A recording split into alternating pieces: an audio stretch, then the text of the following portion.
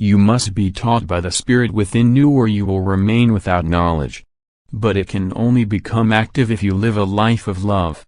And therefore my mission as a human being on earth initially consisted of conveying the divine teaching of love, for the human being's compliance with it first had to change him such that it enabled the Spirit within him to become active, and only then were further spiritual instructions possible.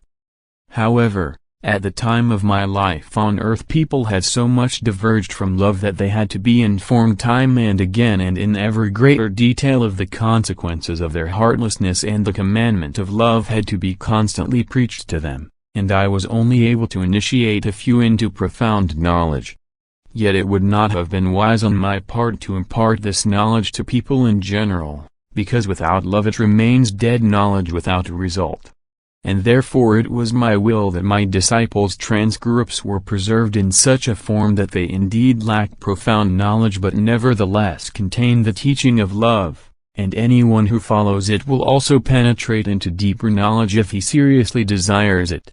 I myself have certainly shared an abundance of knowledge on earth, yet I also knew my listeners' hearts. I was aware of their degree of love, their will and their realization of my personality, which made them accept the knowledge they were offered as the only truth.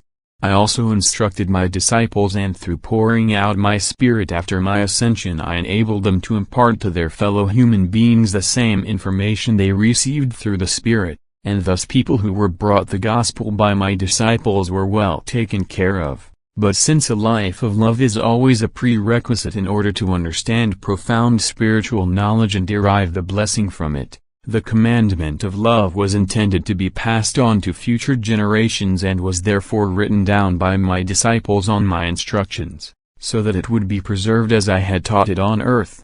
And my way of life, which was meant to serve as an example to all people, was also a subject of the transcripts which, as my disciples' legacy, were left to humanity but which are missing more profound knowledge because this is my will. For anyone who wants to draw the knowledge from the Scriptures, which indeed include my word, but who is without love would not know what to do with it, because spiritual knowledge is the light which is only kindled through love, which can only burst into full radiance when the human being's spirit awakens and then enlightens the person from within.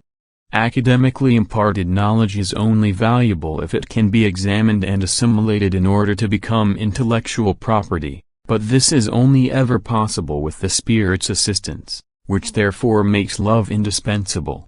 What is therefore more understandable than that I myself on earth as well as in the transcripts, which came about according to my will, only ever taught love, and that the commandment of love must only ever be presented to people first and foremost? What is more understandable than that the human being cannot be admonished often enough to comply with this commandment in order to attain psychological maturity? All further knowledge is just the result of a life of love and will be imparted to each individual person as is beneficial to him.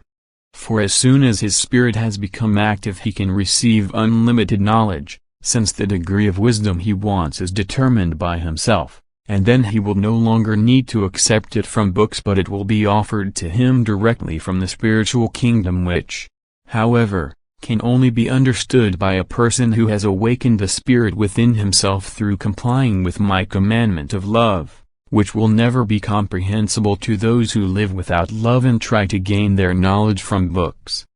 This is just dead knowledge. Only the Spirit will give life. Only love will grant complete understanding.